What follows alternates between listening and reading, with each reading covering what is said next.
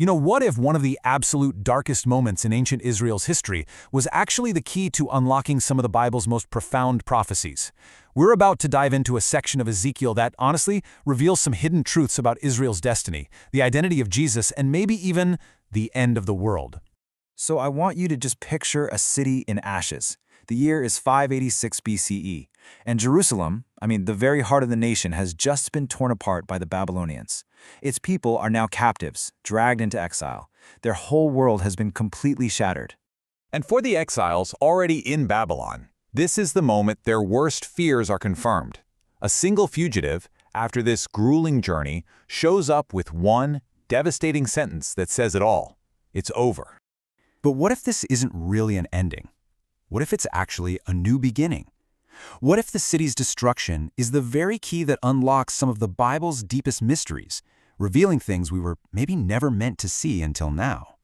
So to understand this mystery, we really have to look closely at a key metaphor that Ezekiel uses right after the city falls, the Watchman.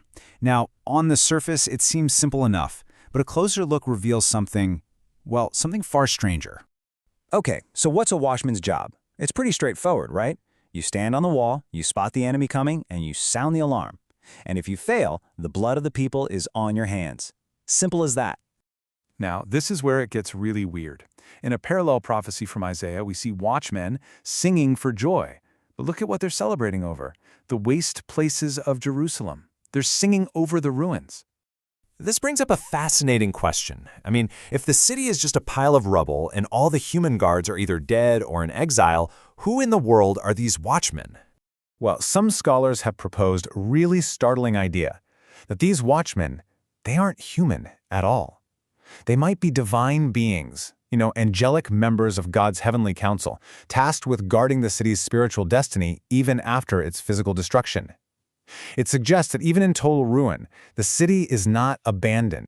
And this idea of divine oversight, it just keeps going in the next chapter, Ezekiel 34, but with a new metaphor, the shepherd.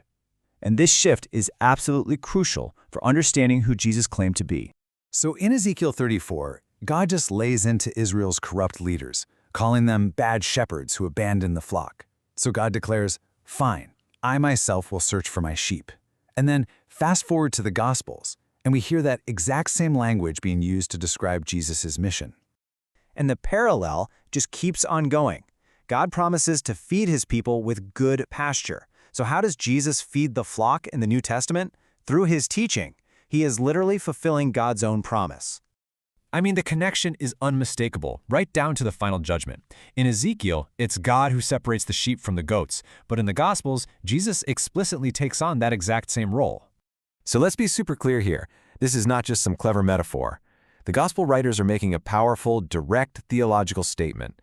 Jesus of Nazareth is doing the very things that the God of Israel promised that he himself would do. Now, to really grasp the weight of these prophecies, we have to understand a key concept that scholars call already but not yet. It's a framework that honestly helps make sense of how so much of biblical prophecy works.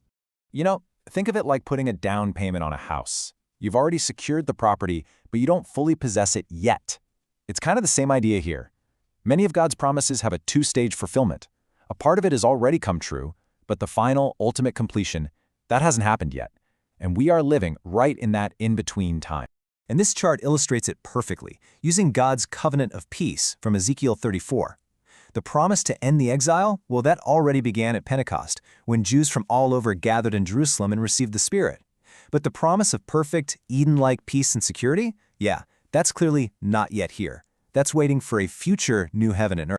Okay, so this brings us to a final, absolutely stunning puzzle that's hidden in a single Hebrew phrase from this very chapter, a phrase that could change everything we think we know about the end times.